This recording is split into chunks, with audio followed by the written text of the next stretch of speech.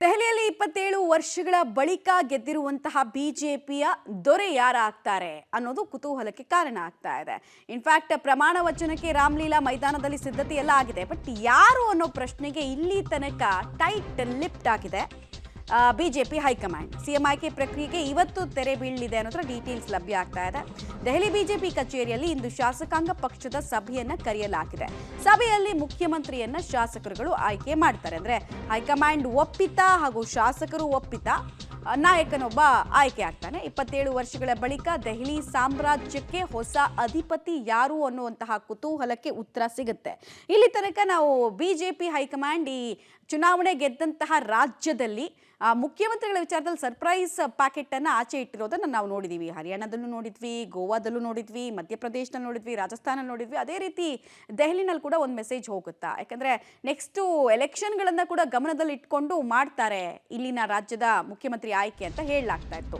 ಬಿಹಾರದ ಎಲೆಕ್ಷನ್ ಇದೆಯಲ್ಲ, ಪೂರ್ವಾಂಚಲಿಗಳ ಮತಗಳನ್ನೆಲ್ಲ ಗಮನದಲ್ಲಿ ಇಟ್ಕೊಂಡು ಮಾಡ್ತಾರೆ ಅಂತ ಹೇಳಲಾಗ್ತಾ ಇತ್ತು. ದೆಹಲಿ ಸಿಎಂ ಆಯ್ಕೆಗೂ ಮುಂಚೆ ಪ್ರಮಾಣ ವಚನಕ್ಕೆ ಮುಹೂರ್ತವನ್ನ ಇಟ್ಟು ಗಮನವನ್ನು ಸೆಳೀತಾ ಇದ್ದಾರೆ. ನಾಳೆ ಬೆಳಗ್ಗೆ 11:30ಕ್ಕೆ ಪ್ರಮಾಣ ವಚನ ಕಾರ್ಯಕ್ರಮವನ್ನು ಹಮ್ಮಿಕೊಳ್ಳಲಾಗಿದೆ. ದೆಹಲಿಯ ರಾಮಲೀಲಾ ಮೈದಾನದಲ್ಲಿ ಸಮಾರಂಭ ಅಂತ ಘೋಷಣೆಯನ್ನ ಮಾಡಿಬಿಟ್ಟಿದ್ದಾರೆ. ಬಟ್ ಯಾರಪ್ಪ ಮುಖ್ಯಮಂತ್ರಿ ಅಂತ ಕೇಳಿದ್ರೆ ಇನ್ನೂ ಅದಕ್ಕೆ ಉತ್ತರವನ್ನು ಕೊಡೋದಕ್ಕೆ ಹೋಗ್ತಾ ಇಲ್ಲ. ಇನ್ನೂ ಸಸ್ಪೆನ್ಸ್ ಅನ್ನ ಈ ಕ್ಷಣಕ್ಕೂ ಕಾಯ್ದುಕೊಳ್ತಾ ಇದ್ದಾರೆ. ಇನ್ಫ್ಯಾಕ್ಟ್ ಕಾರ್ಯಕ್ರಮದಲ್ಲಿ ಯಾರ್ಯಾರು ಬರ್ತಾರೆ ಅನ್ನೋದನ್ನ ಕೂಡ ಹೇಳ್ಬಿಟ್ಟಿದ್ದಾರೆ. ಅಂದ್ರೆ ಒಂದು ಮದುವೆ ನಿಗದಿ ಆಗಿದೆ, ಮದುವೆಗೆ ಹುಡುಗಿ ರೆಡಿ, ಎಲ್ರಿಗೂ ಇನ್ವಿಟೇಷನ್ ಎಲ್ಲ ಕೊಟ್ಬಿಟ್ಟಿದ್ದಾರೆ. ಹುಡುಗ ಯಾರು ಅಂತ ಕೇಳಿದ್ರೆ ಇನ್ನೂ ಉತ್ತರ ಇಲ್ಲ. ಕಾರ್ಯಕ್ರಮದಲ್ಲಿ 1 ಲಕ್ಷಕ್ಕೂ ಅಧಿಕ ಮಂದಿ ಭಾಗಿಯಾಗುವಂತಹ ನಿರೀಕ್ಷೆ.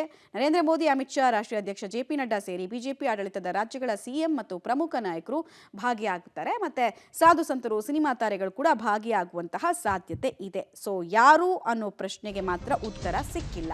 ಕಂಟೆಂಡರ್ಸ್ ಜಾಸ್ತಿ ಜನ ಇದ್ದಾರೆ, ಅದೇ ಕಾರಣಕ್ಕೆ ಅವರು ಟೈಟ್ ಲಿಪ್ಟ್ ಆಗಿದ್ದಾರೆ. ನಾಳೆಯಿಂದ ದೆಹಲಿಯಲ್ಲಿ ಬಿಜೆಪಿಯ ದರ್ಬಾರ್ ಶುರುವಾಗುತ್ತೆ. ರಾಜಕೀಯ ವನವಾಸ 27 ವರ್ಷ ಇತ್ತು, ಅದೆಲ್ಲವನ್ನ ತೊರೆದು ರಾಜ್ಯಭಾರ ಮಾಡುವಂತಹ ಅವಕಾಶ. ಸೊ ಯಾರಿಗೆ ಒಲಿಯಲಿದೆ ಸಿಎಂ ಪಟ್ಟದ ಅದೃಷ್ಟ? ಸಿಎಂ ರೇಸ್ನಲ್ಲಿ ಹಲವು ಪ್ರಮುಖ ನಾಯಕರುಗಳು ಇದ್ದಾರೆ.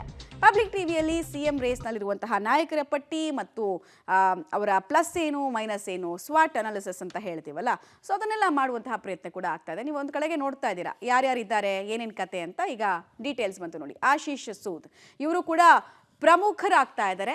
ಆಶೀಶ್ ಸೂದ್ ಆಯ್ಕೆಗೂ ಕೂಡ ದೆಹಲಿ ಹೈಕಮಾಂಡ್ ಅಂದ್ರೆ ಬಿಜೆಪಿ ಹೈಕಮಾಂಡ್ ಮನಸ್ಸು ಮಾಡ್ದಂಗೆ ಕಾಣಿಸ್ತದೆ. ಇವರು ಬಿಜೆಪಿ ಪ್ರಧಾನ ಕಾರ್ಯದರ್ಶಿ ಮತ್ತೆ ಕೇಂದ್ರ ನಾಯಕರ ಜೊತೆಗೆ ಇವರಿಗೆ ತುಂಬಾ ಚೆನ್ನಾಗಿ ಒಡನಾಟ ಇದೆ ಅಂತ ಹೇಳಲಾಗ್ತಾ ಇದೆ. ಮತ್ತೆ ಒಬ್ಬ ಕೇಪಬಲ್ ಲೀಡರ್ ಅನ್ನುವಂತಹ ನಿಟ್ಟಿನಲ್ಲಿ ನೋಡ್ತಾ ಇದ್ದಾರೆ. ಜಿತೇಂದ್ರ ಮಹಾಜನ್ ಅವರ ಹೆಸರು ಕೂಡ ಇದೆ. ವೈಶ್ಯ ಸಮುದಾಯದ ಪ್ರಬಲ ಮತ್ತು RSS ನಾಯಕರ ಆಪ್ತ ಸಂಪರ್ಕದಿಂದ ಇವರು ಕೂಡ ಒನ್ ಆಫ್ ದ ಫೇವರೇಟ್ಸ್ ಅಂತ ಹೇಳಲಾಗ್ತದೆ. ಪರ್ವೇಶ್ ವರ್ಮಾ ಅಂತೂ ನಿಮಗೆ ಗೊತ್ತೇ ಇದೆ. ಇವರು ಜೈಂಟ್ ಕಿಲ್ಲರ್ ಅಂತ ಈ ಬಾರಿ ಎಲೆಕ್ಷನ್ನಲ್ಲಿ ಹೊರಹೊಮ್ಮಿದವರು. ಅರವಿಂದ್ ಕೇಜ್ರಿವಾಲ್ ಅಂತಹ ಘಟಾನುಘಟಿ ನಾಯಕರನ್ನ ಸೋಲಿಸಿದವರು. ಮತ್ತೆ ಪೊಲಿಟಿಕಲಿ ಸ್ಟ್ರಾಂಗ್ ಬ್ಯಾಕ್ ಗ್ರೌಂಡ್ ಇವರಿಗಿದೆ. ಇವರ ತಂದೆ ಕೂಡ ಮುಖ್ಯಮಂತ್ರಿ ಆಗಿದ್ದವರು. ಸೊ ಆ ಲೆಗಸಿಯನ್ನು ಇವ್ರು ಕಂಟಿನ್ಯೂ ಮಾಡ್ತಾರ ನೋಡ್ಬೇಕಾಗತ್ತೆ. ರೇಖಾ ಗುಪ್ತಾ ಪ್ರಮುಖವಾಗಿ ಬಿಜೆಪಿಯ ಬಹಳಷ್ಟು ಸೀನಿಯರ್ ಲೀಡರ್ಸ್ ಅಲ್ಲಿ ರೇಖಾ ಗುಪ್ತಾ ಕಾಣಿಸ್ತಾರೆ. ಸೊ ಇವರಿಗೆ ಅವಕಾಶ ಬರಬಹುದು ಅಂತ. Vijender Gupta last 2 time Aam Aadmi Party ಅಲೆ ಜೋರಾಗಿದ್ದಾಗಲೂ ಕೂಡ ಇವರು ಗೆದ್ಕೊಂಡು ಬರ್ತಾ ಇದ್ದವರು ಮತ್ತೆ ಆಪೋಸಿಷನ್ ಲೀಡರ್ ಆಗಿದ್ದವರು. ಅವಕಾಶ ಇರಬಹುದು ಅಂತ ಹೇಳಲಾಗ್ತಾ ಇದೆ.